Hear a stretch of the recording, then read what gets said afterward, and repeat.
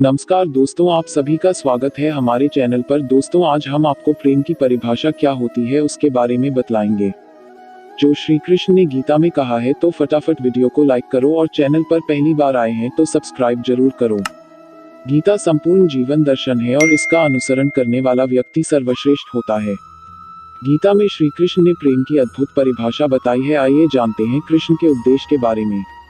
गीता विश्व का एकमात्र ऐसा ग्रंथ है जो जीवन जीना सिखाता है। श्रीमद् भागवत हमें प्रेम सिखाती है और शांति प्रेम में ही निहित होती है। यदि आपके जीवन में प्रेम है तो ही आपके जीवन में शांति है। यदि आपके जीवन में प्रेम नहीं है तो शांति भी नहीं है। प्रेम चाहे भौतिक जगत का हो या ईश्वरीय प्रेम हो। दुर्योधन के जीवन में सब कुछ था लेकिन प्रेम नहीं था। उसके मन में तो अहंकार, ईर्ष्या और द्वेष था। जिसके मन में ये घर कर जाते हैं उसका पतन निश्चित रूप से तय है।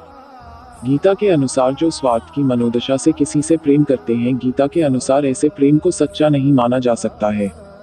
भगवान और भक्त के बीच में अंतर भगवान ने तो नहीं बनाया। भक्त और भगवान के बीच के अंतर को खत्म करने के लिए ही गोविंद ने गीता का ज्ञान दिया। कलयुग में मनुष्य ने गीता से दूरी बनाकर अपने आप को गोविंद से दूर कर लिया।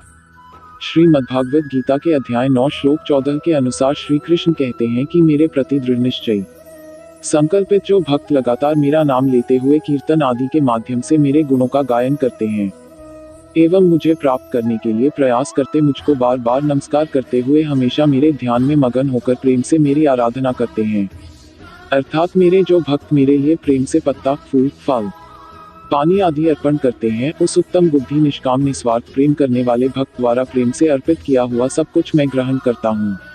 गीता के अध्याय 9 श्लोक 29 के अनुसार श्री कृष्ण कहते हैं कि मैं समस्त जीवधारियों के साथ समान व्यवहार करता हूँ। मैं किसी से भी किसी प्रकार का द्वेष नहीं करता और न ही किसी के साथ पक्षपात या भेदभाव करता हूँ। परंतु जो भक्त मेरी प्रेम से भक्ति और आराधना करते हैं वे मुझ में समाहित हैं और मैं भी उन भक्तजनों में समाहित हूँ। गीता के अध्याय 12 के श्लोक 13 व 14 के अनुसार श्री कृष्ण कहते हैं कि मेरा जो भक्त किसी भी जीवधारी से द्वेष भावना नहीं रखता, परंतु सभी जीवों का करुणामय मित्र है, जो स्वयं को स्वामी नहीं समझता और झूठे अहंकार से दूर है, जो सुख दुख सभी परिस्थितियों में समान भाव रखता है, सहिष्णु भी है, हमेशा आत्मा में संतुष्टि रखता है, संयम का बर्ताव करता है और जो दृढ़निश्चय के साथ मन तथा बुद्धि स्थायी करके मेरी भक्ति एवं आराधना में लगा रहता है, ऐसे भक्तजन मुझे अत्यंत प्रिय हैं। गीता में तो निस्वार्थ और आध्यात्मिक प्रेम को विस्तार से समझाया गया है। श्रीमद्भागवत गीता के अनुसार प्रेम किसी को पाना नहीं बल्कि उसमें खो जाना है। प्रेम वही है जिसमें त्याग हो और स्वार्थ की भावना नहीं हो। श्री भगवद गीता में भौतिक, सांसारिक, स्वार्थपूर्ण प्रेम पर कुछ नहीं लिखा है। भगवान श्री कृष्ण जी ने कहा है, प्रेम वो नहीं जो छीनने से प्राप्त हो। गीता के अनुसार किसी से ज्यादा लगाव हानिकारक हो जाता है। किसी से अत्यधिक लगाव आशा की तरफ ले जाता है और आशा दुख का कारण बन जाती है। प्रेम वही है जहाँ त्याग है। श्रीमद्भागवत गीता में भगवान कृष्ण के उपदेशों का वर्णन है। गीता के ये उपदेश श्री कृष्ण ने महाभारत युद्ध के दौरान अर्जुन को दिए थे। गीता में दिए उपदेश आज भी उतने ही प्रासंगिक हैं और मनुष्य को जीवन जीने की सही राह दिखाते हैं। गीता की बातों को जीवन में अपनाने से व्यक्ति को खूब तरक्की मिलती है। गीता एकमात्र ऐसा ग्रंथ है जो मानव को जीने का ढंग सिखाता है। गीता जीवन में धर्म, कर्म और प्रेम का पाठ पढ़ाती है। श्रीमद्भागवत गीता का ज्ञान मानव जीवन के लिए उपयोगी माना गया है। गीता में श्री कृष्ण ने कहा है, प्रेम का अर्थ किसी को पाना नहीं किंतु उसमें खो जाना है। श्री कृष्ण कहते हैं कि हमें प्रेम में त्याग करना पड़ता है। प्रेम वो नहीं है जिसे छीनकर या मांग कर लिया जाए, बल्कि प्रेम वही है जहाँ त्याग है। श्री कृष्ण कहते हैं कि किसी भी व्यक्ति से ज्यादा लगाव हानिकारक बन जाता है, क्योंकि लगाव उम्मीद की तरफ ले जाता है और उम्मीद दुख का कारण बनती है।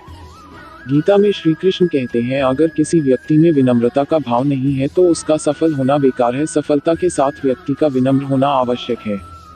श्री कृष्ण कहते हैं कि हमें अपने जीवन से जुड़े अहम फैसले खुद लेने चाहिए, इससे व्यक्ति को बाद में अफसोस नहीं होता है।